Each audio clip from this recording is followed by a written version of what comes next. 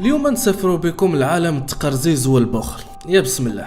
اسيدي هذه سميتها هيتي جرين، تزادت في عام 1834 في ميريكان، وبالضبط في نيو بيدفور. كانت هي اللي عند باها اللي كان رجل اعمال ملعق. من صغرها تربت على الذكاء المالي، فبين ما انت كانوا يغنيو لك نينيهم امو ونعس راه يجيك الغول حيت حمقتي امهم بالصداع. هادي يا معلم قبل ما تنعس كان باها تيقرا ليها تقارير ديال البورصه. الناس دريف ماشي بورصه الميكا، راه داوي على سوق الاسهم. زيرو معنا راسكم ماشي يجيك النواب. من بعد انتقلت عند جدها اللي بدورو علمها تقرا التقارير الماليه. هادشي كان باقي عندها 6 سنين. اييه الشريف 6 سنين، انا كنت باقي كندق على الديور ونهرب. المهم من دارت 13 عام ولات المحاسبه ديال الاسره. ما بغيتش نبقى نبكي عليكم بزاف، مي في نفس اللاج كانوا دارنا يبدلوا لي 200 درهم ب 20 درهم مصرفه بحجه هادو بزاف على هادو، الله يسمح ليهم. وفي التالي يقولوا لك مالك طلعتي زيرو. على اي من توفى الوالد ديالها ورثات اكثر من 7 مليون دولار. كما كتعرف 7 مليون دولار د شحال هادي ماشي هي ديال دابا. السيده بداكشي اللي تعلمت من باها وجدها ولات اللي حطت عليها يدها كتربح. وحتى في الحرب الاهليه اللي كانت انذاك طلعت منها فلوس صحيحه، وصل بها الحال تعطي قرض للدوله. حتى لهنا كل شيء عادي، بصح ندوزو للمسكي وجي تشوف البخل كون كان بنادم. ترى كسوه وحده اللي كانت عندها ملي كتوسخ ليها كتغسل غير البلاصه اللي مطبعه باش ما تضيعش الصابون. اسمعها اللي كتضرب صابونه في يومين كون كانت هذه امك وراك في القبره بن عمي.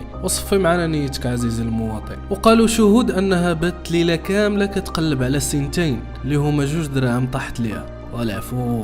اما الناس اللي بغاو يضربوا معها الكحل في الابيض غانسه، حلفات لا تزوجات بحجه طامعين ليها في رزقها. حتى وصلت 33 عام دارت عقلها وتزوجت بادوارد هنري اللي كان ملعق حتى هو، ومع ذلك حلفت له تيسيني ورقه فيها انه ما يورثهاش الا ماتت.